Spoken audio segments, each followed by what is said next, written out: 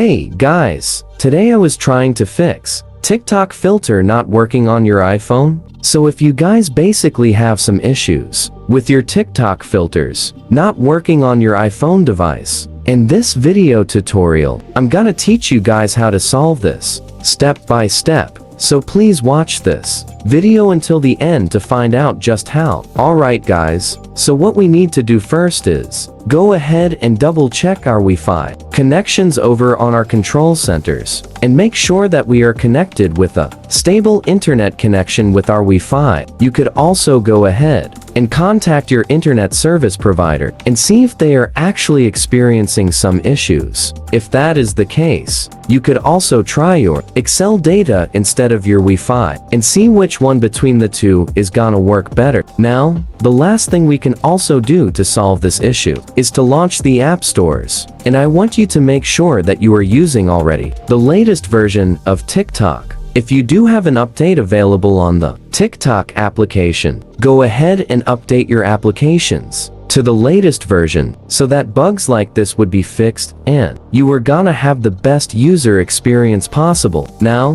that is all for this video. Thank you for watching. Please like this video and subscribe as well if you guys will learn something, and I'll see you guys on the next video.